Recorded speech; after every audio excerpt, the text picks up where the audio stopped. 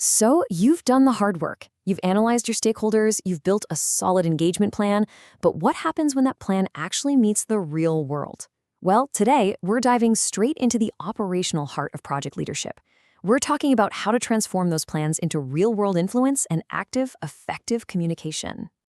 Here's how we're going to break it down. First, we'll look at turning your strategy into reality. Then, we'll get into the psychology of what true influence is all about. From there, we'll navigate the tricky waters of conflict and office politics. And finally, we'll pull it all together into a powerful leader's toolkit. This is the journey from being a project analyst to becoming a true project leader. All right, let's jump into section 1, from plan to action. This is the moment where all our careful planning slams right into the messy, unpredictable, and frankly, exciting reality of human beings. A plan on paper? That's just an intention. Real project leadership? Well, that begins the second we start engaging with people. And that brings us to what I call the operational heart of managing stakeholders. Look, this isn't some document you file away and forget about. No way. This is the daily, dynamic work of listening to what people are worried about, shaping their expectations, and navigating any resistance you meet. This is how you earn and keep your project's social license to operate. So you might be asking, where does this fit into the whole PMP framework? It's smack dab in the middle of project execution. This is where your communications plan and your stakeholder plan literally fuse together. We call this active governance, and the goal is crystal clear. You want to increase support, minimize resistance, and make that desired state you planned for a reality. This is how you start playing offense, getting ahead of crises before they even happen. Now that we know why active engagement is so critical, let's get into the psychology of influence. This requires a really important mental shift for us as leaders. We have to move beyond just managing tasks and timelines and start actively shaping the perceptions and expectations of everyone involved. Let's break down these 4 forces that are always at play. You've got power, interest, and influence. They're always moving, always shifting. But the most critical one, the one that can quietly sink a project if you're not careful, is expectations. See, stakeholders always have unwritten requirements, their own secret definition of what success looks like.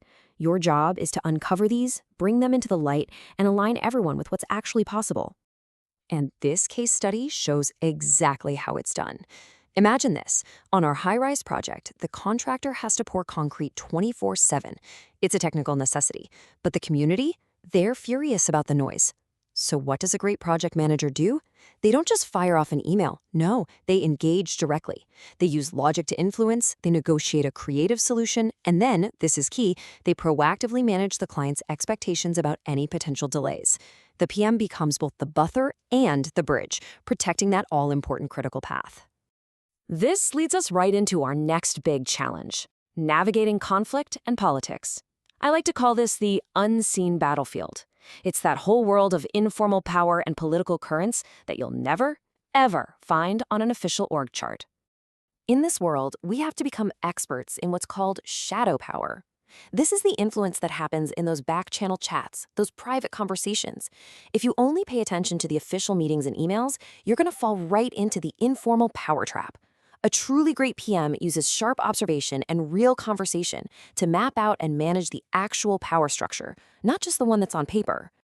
Okay, for anyone studying for the PMP exam, listen up, this is an absolute must-know. The exam loves to test these 5 conflict resolution techniques.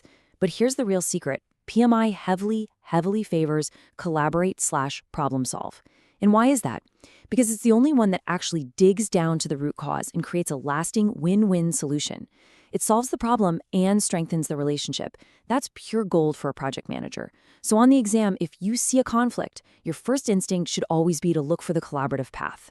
And here's another key distinction, another big one for the PNP exam, the difference between an issue and a risk.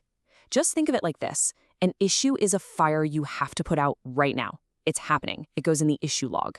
A risk, that's the potential for a fire to start down the road. It's smoke on the horizon, and it belongs in the risk register. Nailing this difference is a super simple way to grab some easy points.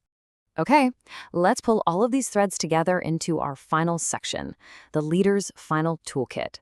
We've talked about the why and the what. Now it's all about mastering the how. We're talking about the tactical application of these skills in any situation you might face. A truly senior PM is like a strategic chameleon. They never, ever use a one-size-fits-all approach. Think about it. With government regulators, you're formal, you're factual.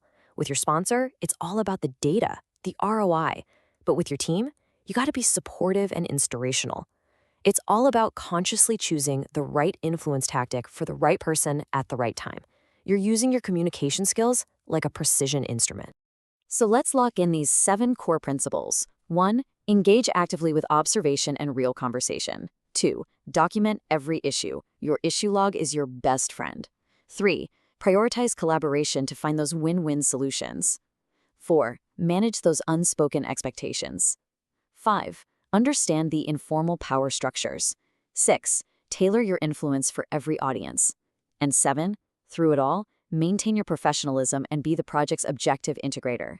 This right here, this is your blueprint. So, now you have the tools. You know how to influence people and engage them effectively. But projects are living, breathing things, right? They're always changing. So how can you be absolutely sure that the strategies that are working for you today are still going to be effective tomorrow? Well, that is the exact question we are going to tackle in our next explainer. We're going to shift from active engagement to active monitoring. We'll break down the feedback loops and the data you need to track your effectiveness over time and adjust your strategy on the fly. I will see you then.